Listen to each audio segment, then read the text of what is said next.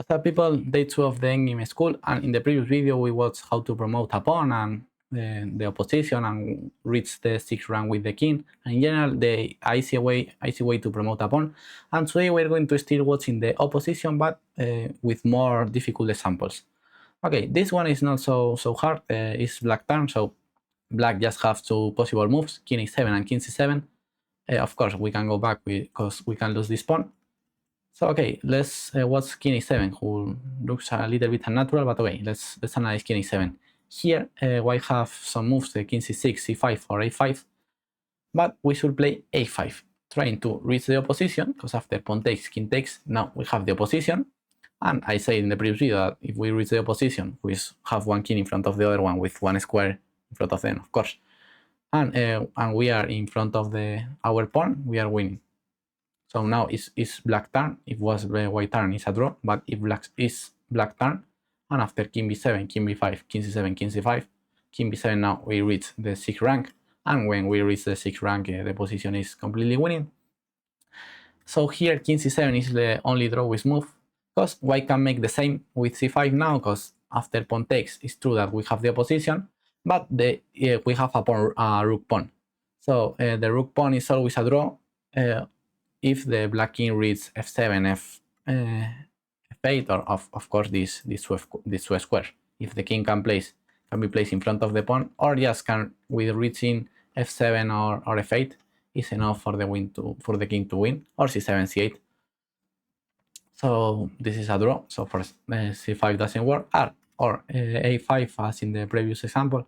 Now black can play king c6, and now white king is not in front of the pawn and the position is a draw. White can try here king e6, but now we are going to still keep in the opposition with king c6, king e7, and now very important, still keeping the opposition with king c7. King c5 here doesn't work, because just king b7, king c4, king b6, and the black king cannot stop the a pawn. So now we should still keep in the position, and if king a8, the same. King c6 lost because king b8 and king b7. So again, we are still keeping the opposition between kings. Now it's white turn and the position is a draw. 3 years ago in the Spanish Championship, I reached a similar position like this, facing Adrian Martinez, an international master. And here after queen e6, my opponent played queen b5, and I thought that he blundered, and I thought that I can hold the king's endgame. But my opponent calculated better the endgame, and he understands better the pawn endgame than me. And okay, here king a7 was better according to the machine and more resilient. But I thought that I can hold the king's endgame and I capture the queen. Pawn takes king e5. And now, of course, white should play h4, trying to capture the rest of the pawns. Pawn takes king h3. And now I should go to the b pawn and later return with my king to defend the other ones. But okay, I calculate that I can defend, no? King e5, king d7. But here my opponent came with a surprise. First he played e3, e7, and now f4. Now black is in trouble, because if was a white turn, the position is a draw. But this is a mutual full one. And the problem is that now it's black turn. And for example, if I go to king d7, now he sacrificed this pawn. f5, pawn takes, and now king takes d5, taking the opposition. And later he's going to gain with king e5, king f5. So problems. And if I go to f7, again he have f5, and now instead of capture the d5 pawn, he's going to capture the f5 pawn, taking the opposition and winning the game. So in this game I learned a lot. And now we watch the opposition, which is when both kings are one in front of the other.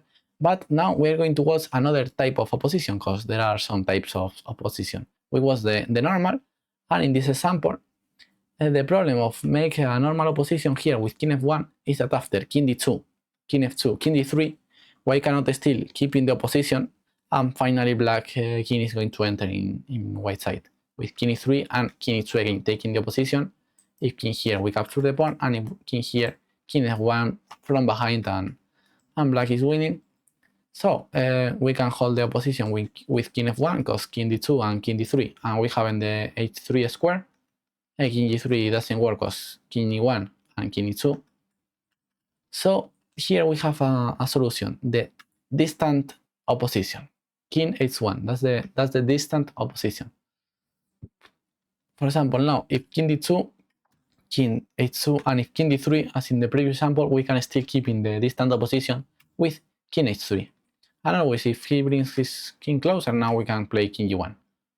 So very interesting exercise here, king h1, with the only draw with move, keeping the distant opposition.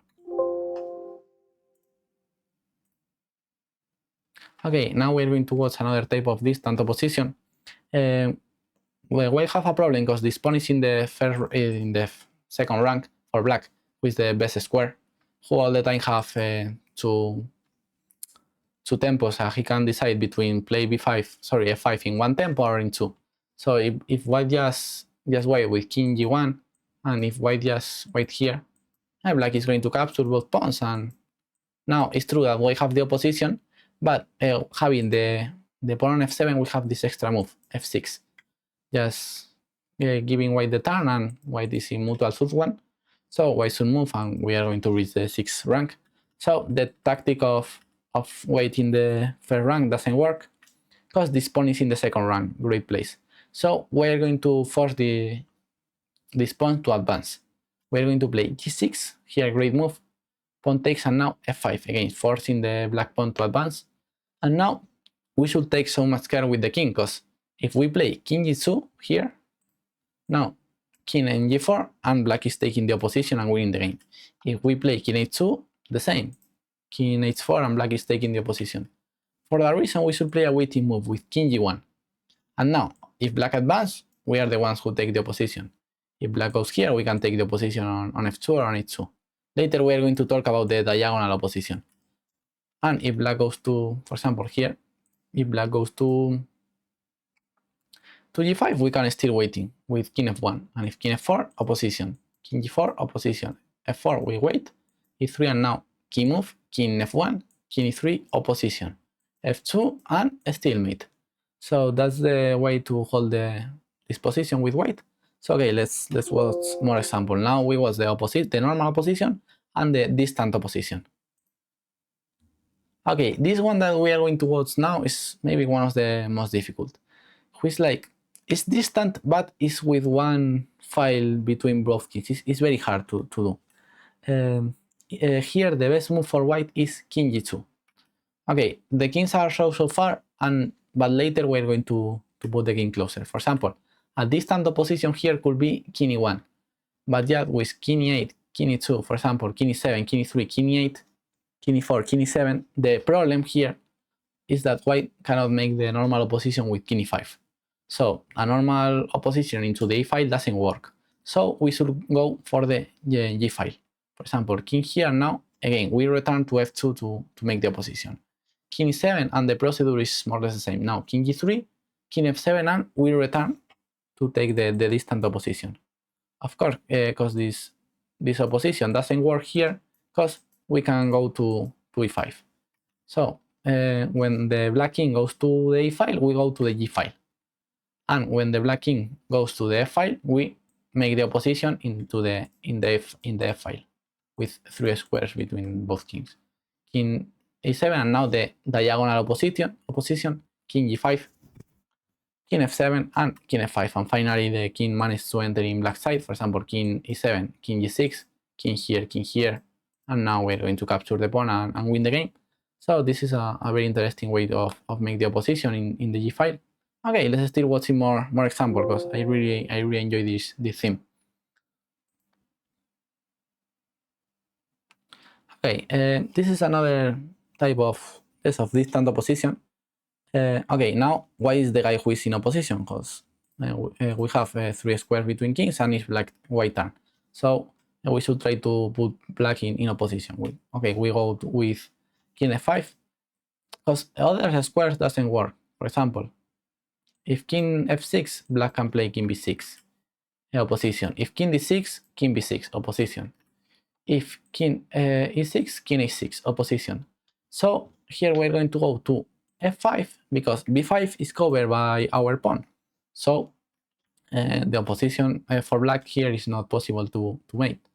So king b6, and now of course king f6, making the opposition. King b7, king f7, still making the opposition.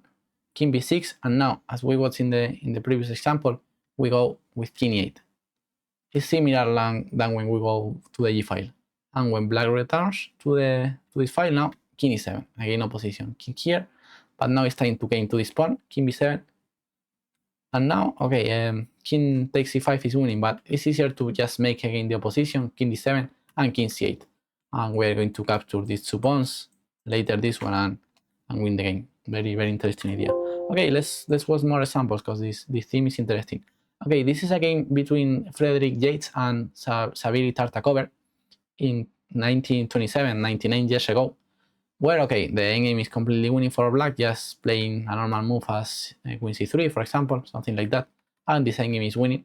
Instead of that, he played queen b4, thinking that the pawn's endgame is winning, because, okay, he calculates all of this, king e3, now king c3 is not possible because there are stalemate, but after king b2, Tartakover just calculate the logical, no, not logical, but the capture, king takes b2, because, okay, it's very natural to just calculate the captures. But the problem of king takes b2 is that after king b4, black have the opposition and black is winning. So that's what Tartakover calculates. But here, white have this extra move. King takes b1, trying to take the opposition. If black capture here, white takes. And now is opposition for black. Black is the guy who moves, and the position is a draw. If it's white turn, white loses. If it's black turn, it's a draw. And for example, if king c3 here, king b1, king b4, king b2, and it's a draw. So interesting theme of king e2 here, trying to take the opposition. Let's watch another example. Okay, here, another interesting example of opposition. Here with rook a3, black should be completely winning in this endgame. It's not very easy, but okay, black is winning in that endgame. Instead of that, he played rook a5, thinking that of course, if white capture, this endgame is winning for black. Just pushing, for example, now here, and now f6, and the king goes from behind, or just f5. But white have this extra reserve with king e4, rook takes, f6, king takes, king f4, g5, and now f3. And what happened? Now you can see that black can make the opposition, as we are watching, and enter in the white side. But here white have an extra trick, g4.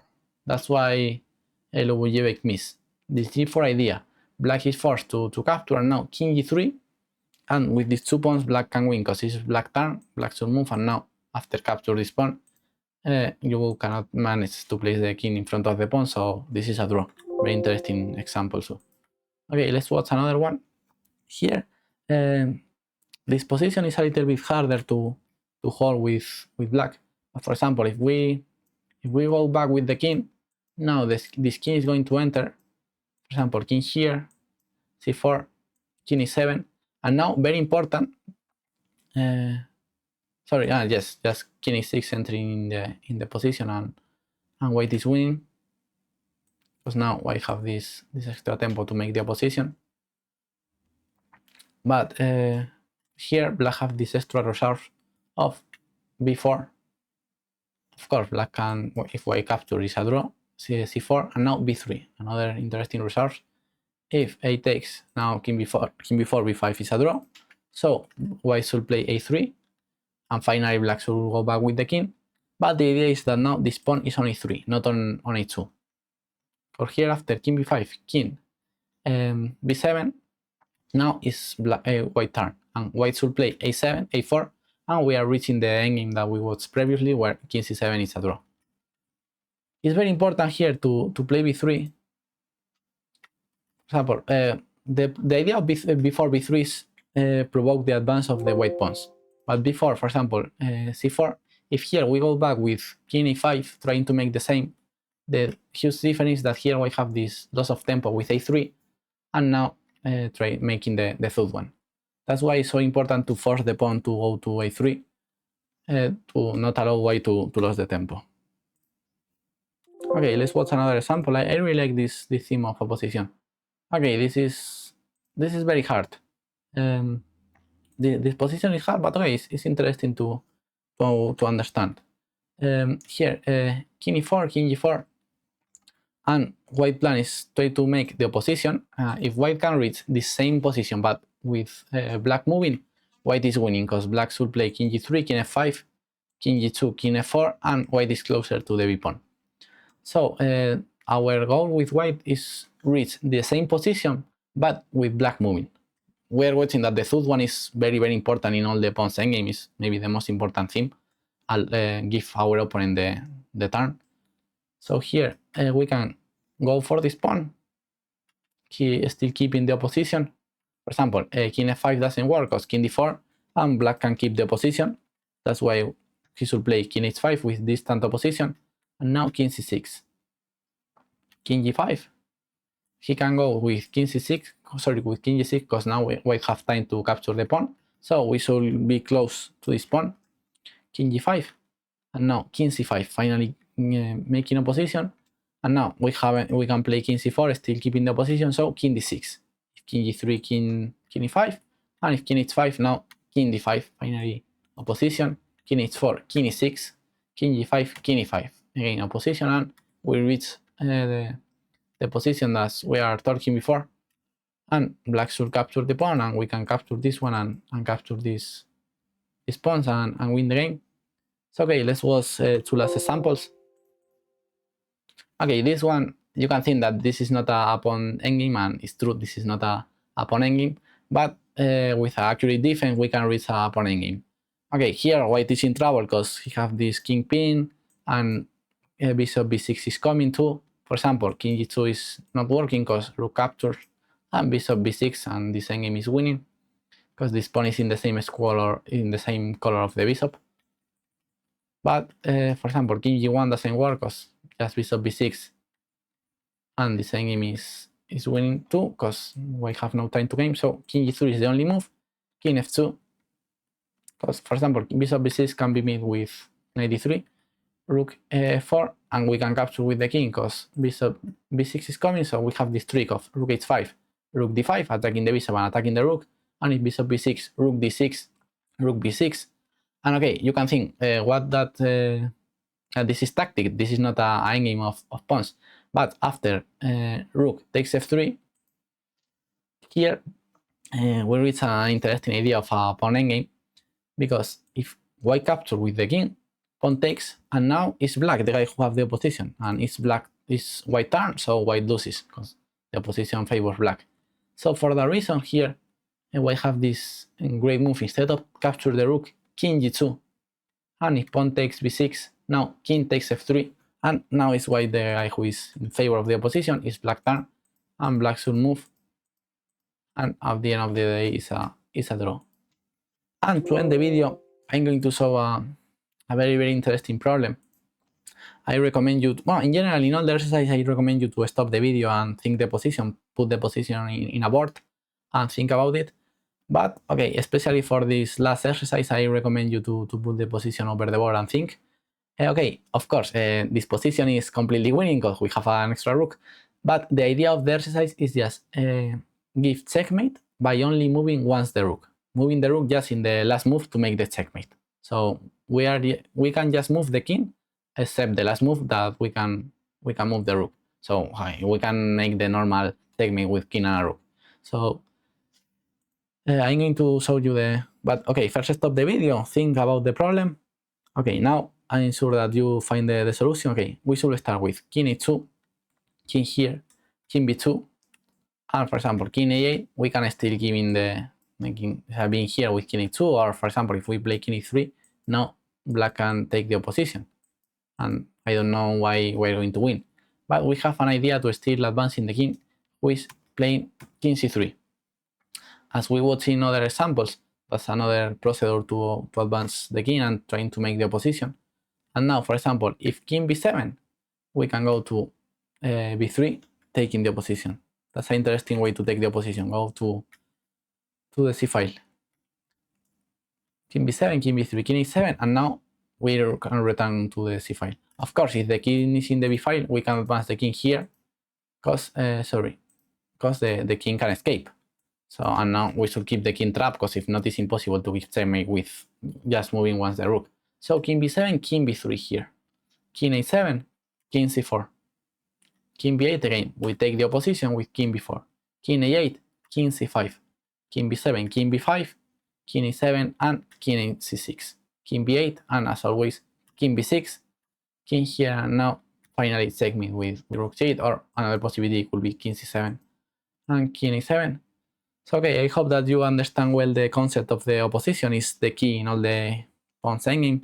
I make 2 videos to trying to explain this idea because I think that is very important. So okay, tomorrow we're going to still watching pawns endgames, but we're going to watch a different theme. Bye bye.